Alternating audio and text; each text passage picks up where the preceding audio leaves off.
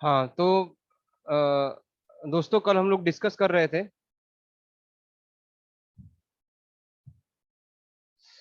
अ, हमने आज address resolution protocol के बारे में देखना है कि एड्रेस रिजोल्यूशन प्रोटोकॉल क्या होता है।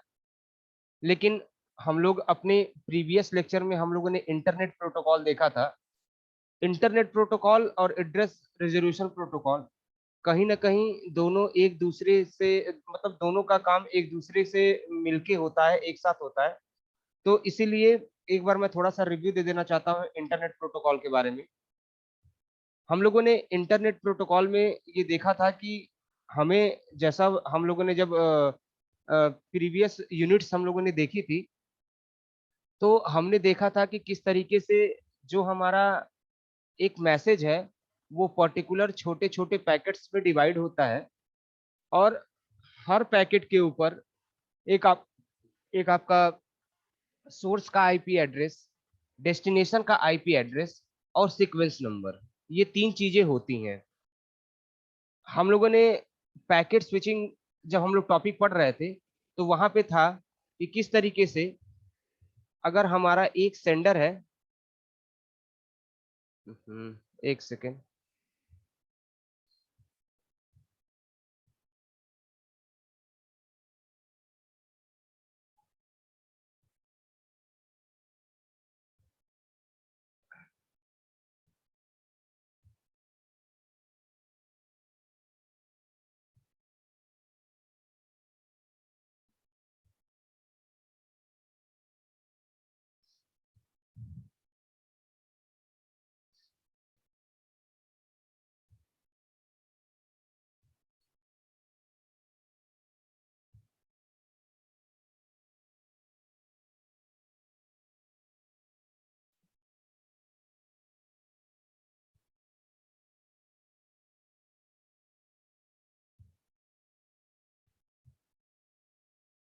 हाँ, तो जब हम लोगों ने पैकेट स्विचिंग देखी थी तो हमें दिखा था कि किस तरीके से एक हमारा सेंडर है और एक हमारा रिसीवर है, और ये हमारा नेटवर्क है, इंटरनेट हम कह सकते हैं इसको, जिसके थ्रू डाटा हमारा सोर्स से डेस्टिनेशन तक ट्रांसफर होता है।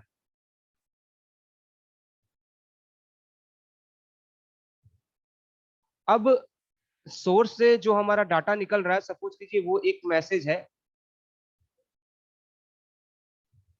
और ये मैसेज जो है पैकेट स्विचिंग में क्या होता है कि छोटे छोटे चंक्स में डिवाइड हो जाते हैं। सॉरी,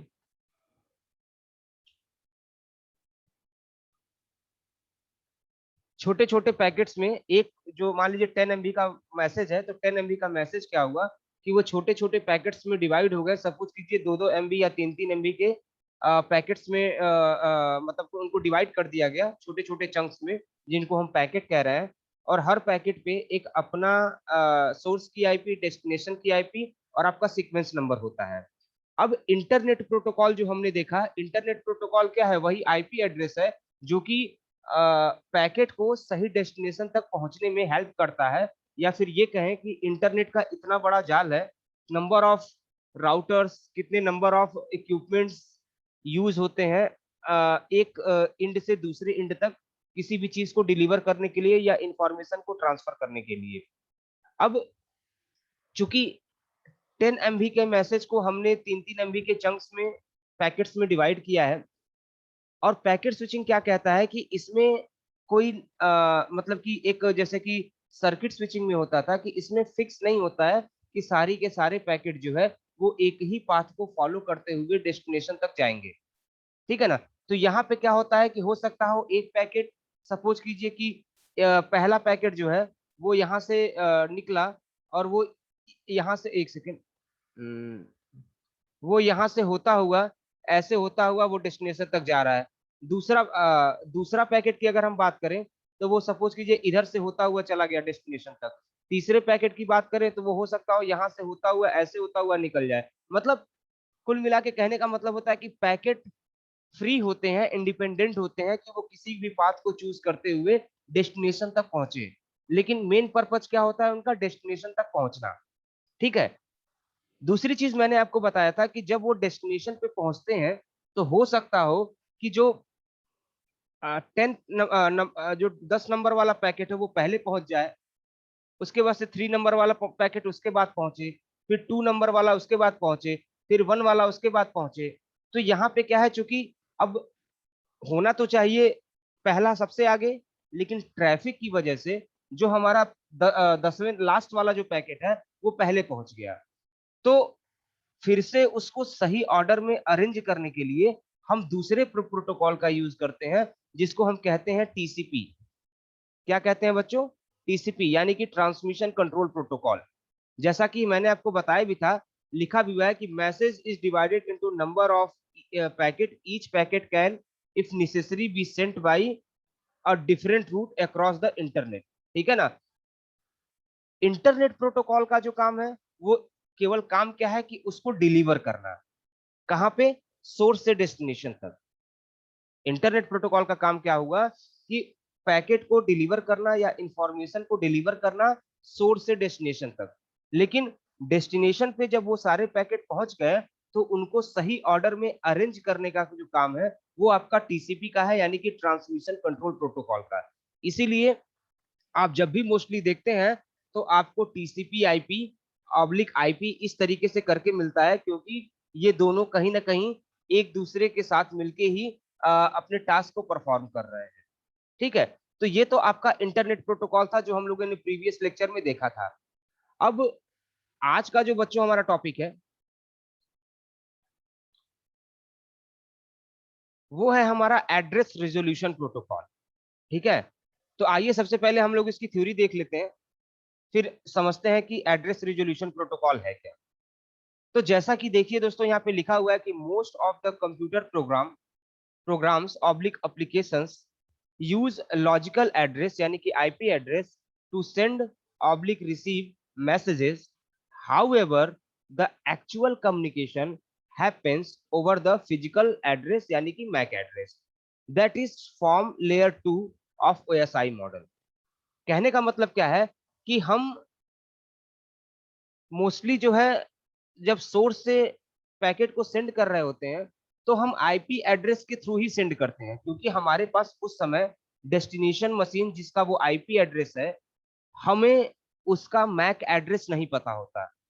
और मैंने आपको बताया था कि पर्टिकुलर जितनी भी हार्डवेयर डिवाइसेस हैं जो कि नेटवर्किंग में यूज होती हैं, नेटवर्क के साथ कनेक्ट होती हैं, उनका एक अपना यूनिक मैक एड्रेस भी होता है।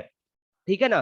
तो ये जो मैक एड्रेस है, ये मैक एड्रेस भी कहीं ना कहीं आइडेंटिफाई करने के लिए यूज होता है कि पर्टिकुलर वो कौन सी मशीन है जिसका वो आईपी एड्रेस है। ठीक है ना? तो कम्युनिकेशन मोस्टली हम फिजिकल एड्रेस के थ्रू भी करते हैं, क्योंकि जब हम लोगों ने सेकेंड यूनिट के बारे में देखा था तो सेकेंड यूनिट में ये चीज लिखी हुई थी कि दो सेकेंड यूनिट यानी कि डाटा लिंक लेयर। तो डाटा लिंक लेयर में हमें पता था कि दो टाइप के लेयर होते हैं, उसमें दो सब लेयर काम करती है। एक आपका मैक लेयर और एक आपका एलएलसी।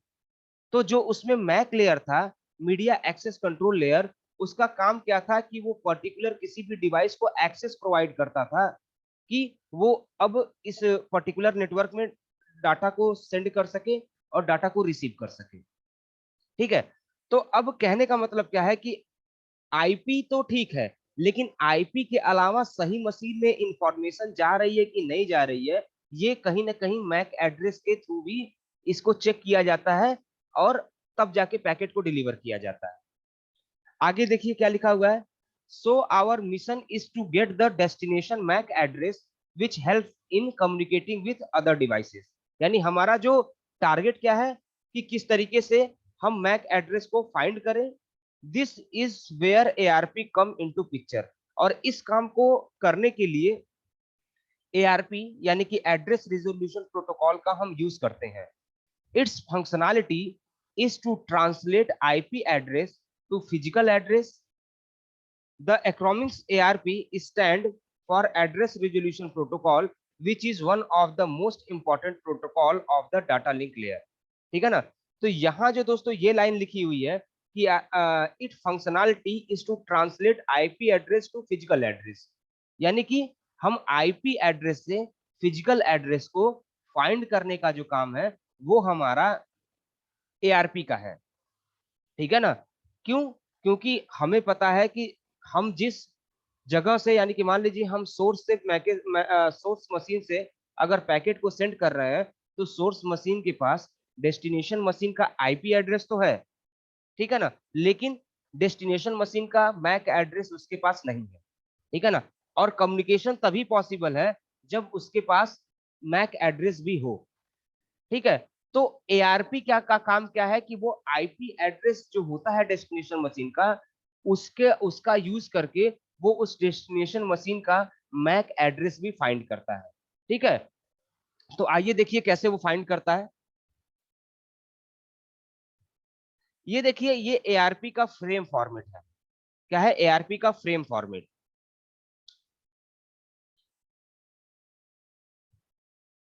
तो यहाँ पे देखिए, ये आपका हार्डवेयर टाइप है। इस ब्लॉक में यहाँ पे प्रोटोकॉल टाइप है, यानी कौन सा प्रोटोकॉल यूज हो रहा है। यहाँ पे हार्डवेयर की लेंथ है, यहाँ पे प्रोटोकॉल की लेंथ दी हुई है। यहाँ पे ऑप्शन होता है। ऑप्शन में क्या है? दो ऑप्शन, यानी रिक्वेस्ट के लिए आपका 1 है और रिप्लाई के लिए आपका 2 है, ठीक है ना। ये तो आपके हेडर का पार्ट हो गया। इसके अलावा हेडर में और कौन कौन सी चीजें हैं?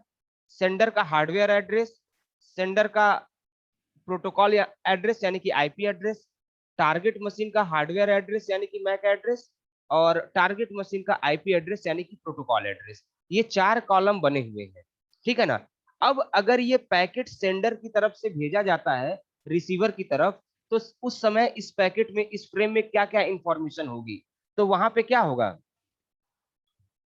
वहां पे होगा आपका हार्डवेयर का एड्रेस, हार्डवेयर टाइप होगा, प्रोटोकॉल टाइप होगा, हार्डवेयर लेंथ होगी, प्रोटोकॉल लेंथ होगी, ऑप्शंस में रिक्वेस्ट होगा, ठीक है ना, रिक्वेस्ट रिप्लाई जो भी हो 1 2, ये ऑप्शन होगा वहां पे। इसके अलावा सेंडर का हार्डवेयर एड्रेस होगा, क्योंकि सेंडर सेंड कर रहा है, ठीक है ना। तो अगर सेंडर सेंड कर रहा है तो उस मशीन का हार्डवेयर एड्रेस यानी मैक एड्रेस इस ब्लॉक में एआरपी पे होगा, ठीक है ना। उसके बाद से सेंडर, जो सेंडर सेंड कर रहा है उसका आईपी एड्रेस भी होगा, टारगेट मशीन का आईपी एड्रेस होगा, लेकिन टारगेट मशीन का इस फ्रेम में मैक एड्रेस नहीं होगा, क्योंकि वो सेंडर को अभी नहीं पता, ठीक है ना। तो अब एआरपी क्या करेगा कि इस टारगेट मशीन के हार्डवेयर एड्रेस को फाइंड करेगा, और जब एक बार वो वेरीफाई कर लेगा कि टारगेट मशीन का हार्डवेयर एड्रेस यही है, तब जाके वो अश्योर होगा कि हाँ यही मशीन है जिसमें हमें डाटा को सेंड करना है। और वो अश्योरेंस क्यों चाहिए, उसका रीजन क्या है, ये भी मैं आपको बताता हूँ। जैसे सपोज कीजिए कि ये एक आपका लैन है और यहाँ पे आपका दूसरा लैन है, और ये आपका, मैं राउटर बना दे रहा हूँ यहाँ पे, इसको मैं इंटरनेट कह रहा हूँ,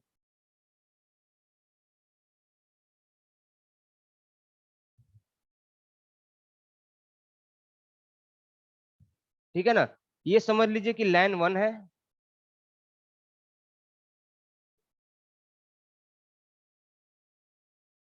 और ये आपका लैन 2 है। यहाँ पे भी लैन 1 के अंदर भी कई सारी मशीनें होंगी, जैसे मशीन 1 है, ये 2 है, मान लीजिए ये 3 है, 4 है, मतलब एक लैन के अंदर नंबर ऑफ नोड बहुत सारे हो सकते हैं। जैसे आप बुद्धा का एग्जांपल ले लीजिए, यहाँ पे कई सारे नोड्स हैं, कई सारे कंप्यूटर्स हैं। उसी तरीके से यहाँ पे भी कई सारी मशीनें होंगी।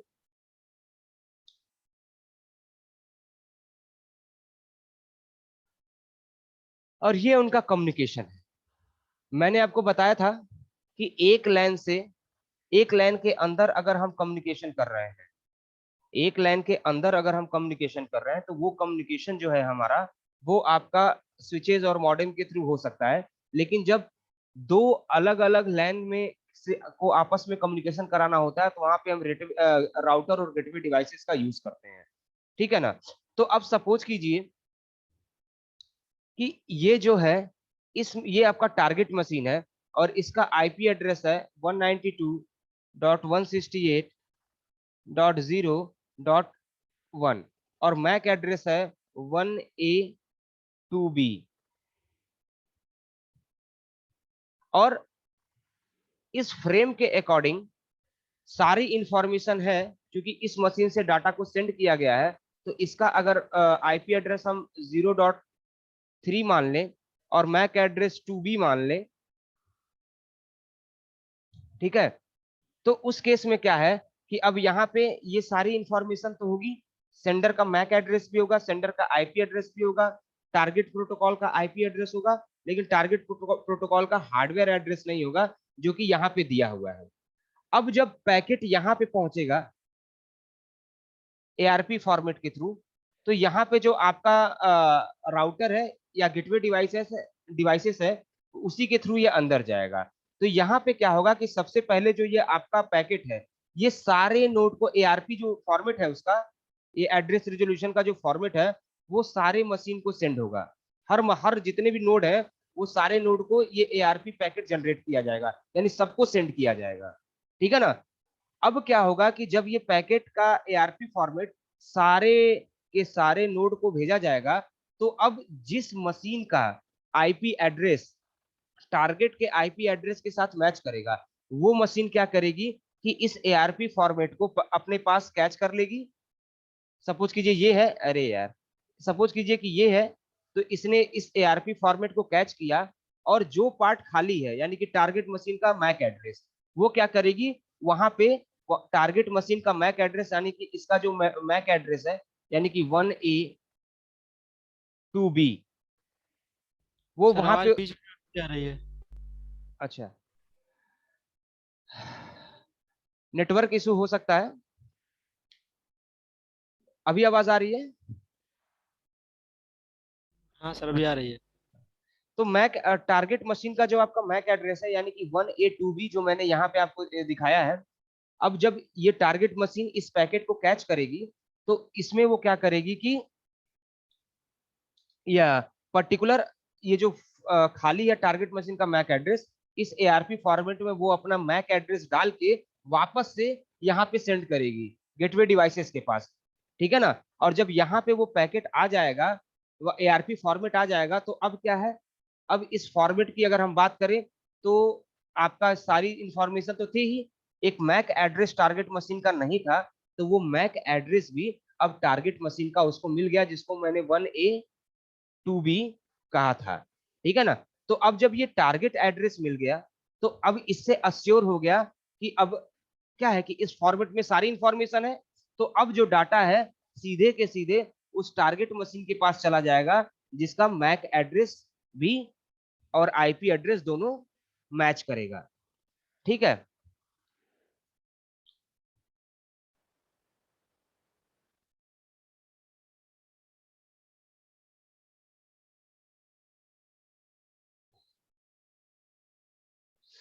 तो वही है, यहाँ पे इंपॉर्टेंट पॉइंट लिखा हुआ है कि map IP address to hand,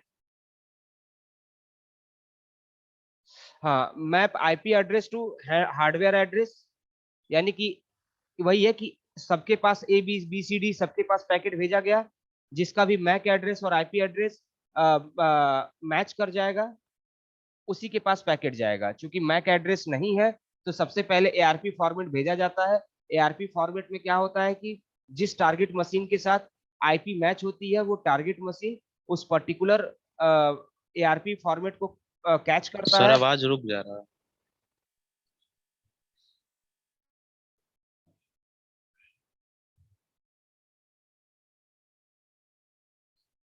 अभी आ रहा है? हाँ सर अभी आया। कुछ बोलने से पहले आप लोग अपना हैंड राइज कर दिया कीजिए, उसके बाद बोला कीजिए। ठीक है। जब हैंड राइज कर दिया कीजिए, उसके बाद से जब मैं कहूँ तब आप लोग बोला कीजिए। हाँ, तो है क्या कि पहले क्या होता है कि जो मैक एड्रेस सॉरी एआरपी का जो फॉर्मेट है, फ्रेम फॉर्मेट, वो सब सारी मशीनों के पास भेजा जाता है। जिस मशीन का आईपी एड्रेस एआरपी के टारगेट मशीन के आईपी एड्रेस से मैच करता है, वो मशीन उस फॉर्मेट को कैच करती है, और उसमें अपना मैक एड्रेस फिल करके दोबारा से सेंडर के पास सेंड करती है।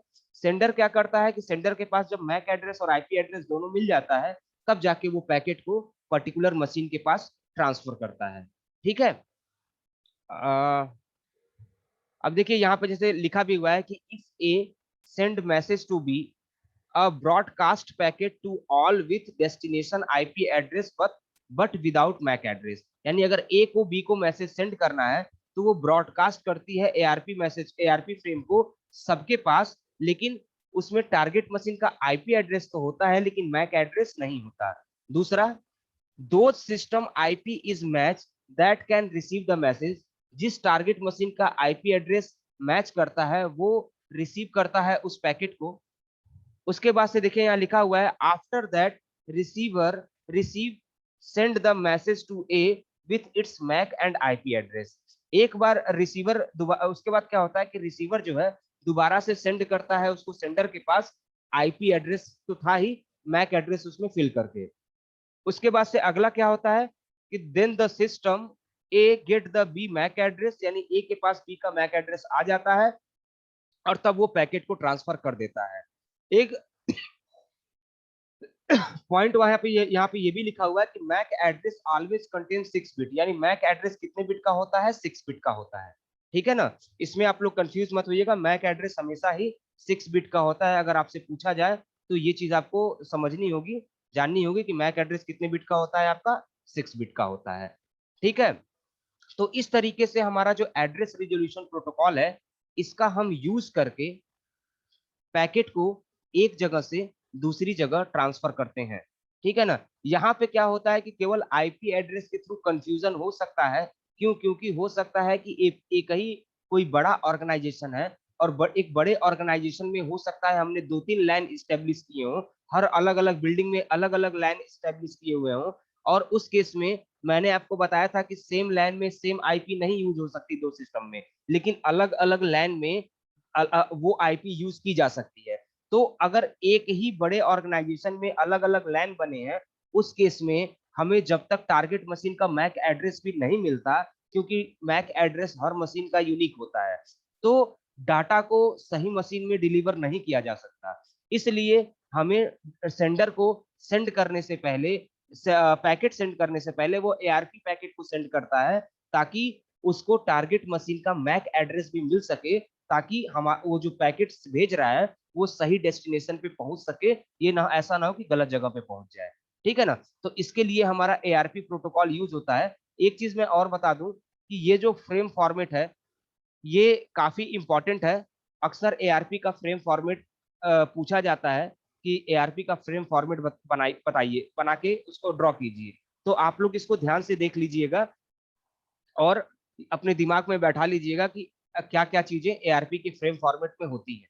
ठीक है, दूसरी चीज कि अगर एआरपी के बारे में पूछा जा रहा है कि एआरपी क्या है, तो वहां पे आपको सारी चीजों को डिफाइन करने के बाद ये फ्रेम फॉर्मेट बनाना होगा, और जो मैंने नीचे स्टेप आपको बताए हैं, नंबर ऑफ स्टेप, उन सारे स्टेप को आपको लिखना होगा, तब जाके आपका सही तरीके से होगा। क्योंकि देखिए ये जो मैंने फिगर बनाया है, इस फिगर को ही मैंने नीचे डिफाइन किया है, और याद करने की जरूरत नहीं है। जब आपको एक बार समझ में आ गया कि एआरपी काम कैसे करता है, ये फ्रेम फॉर्मेट किस तरीके से वर्क करता है, तो आप आसानी से इसको लिख सकते हैं, आपको रटने की जरूरत नहीं पड़ेगी। ठीक है दोस्तों, तो आज के लिए इतना ही।